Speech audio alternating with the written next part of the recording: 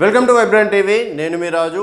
ఈరోజు ప్రధాన వార్తాపత్రికల్లో ప్రధాన వార్తలు రావడం అనేది జరిగింది. అందులో చూసుకున్నట్టయితే భారతీయ జనతా పార్టీ విజయ సంకల్ప యాత్ర పేరు మీద కూడా ప్రతి ఒక్క నియోజకవర్గంలో అంటే యాత్ర మొదలుపెట్టడం అనేది జరిగింది. అలాగే మొదటిసారిగా కొడంగల్కి రేవంత్ రెడ్డి గారు వెళ్ళబోతున్నారు. అలాగే నిన్న కేంద్ర మంత్రి నితీష్ గడ్కరీతో కూడా సమావేశాలు అయ్యాయి. అలాగే ప్రపంచంలోనే రెండో అతిపెద్ద జాతరగా ఆదివాసీ జాతరగా పేర్కొన్నటువంటి మేడారం సమ్మక్క సారక్క జాతర కూడా మొదలయ్యింది. సో ఇలాంటి కీలక విషయాలు వివిధ పత్రికల్లో ఏమొచ్చాయనేది ఒకసారి మనం చూద్దాం. సో మొదటగా ఆంధ్రజ్యోతి పేపర్ చూసుకున్నట్టయితే అబద్ధాలతో కాంగ్రెస్ అధికారంలోకి వచ్చింది అని చెప్పేసి కూడా కిషన్ రెడ్డి గారు ధ్వజం ఎత్తారు.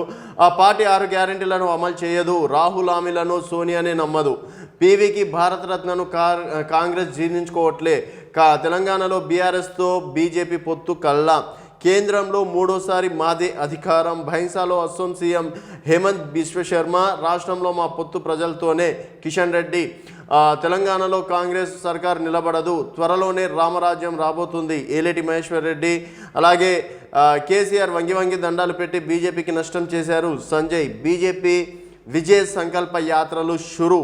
సో ఇక్కడ చూసుకున్నట్టయితే బైంసాలో విజయ్ సంకల్ప యాత్రలో పాల్గొన్న అస్సాం సీఎం హేమంత్ బిశ్వ శర్మ, లక్ష్మణ్ ఇతర నాయకులు. సో ఆమ్ ఆద్మీ పార్టీ రెండో న్యూస్ చూసుకున్నట్టయితే ఆమ్ ఆద్మీ పార్టీ అభ్యర్థి విజేత చండీగఢ్ మేయర్ కులదీప్ కుమార్, సుప్రీంకోర్టు సంచలన తీర్పు, రిటర్నింగ్ అధికారి అనిల్ మసీఫ్పై క్రిమినల్ చర్యలకు ఆదేశం, కోర్టు గదిలో ఓట్ల లెక్కింపు, దేశ చరిత్రలోనే తొలిసారి ప్రజాస్వామ్యాన్ని కాపాడిన సుప్రీం ఆమ్ ఆద్మీ పార్టీ చెప్పడం అనేది జరిగింది. బీజేపీ నిర్వాహకం బట్టబయలు, కాంగ్రెస్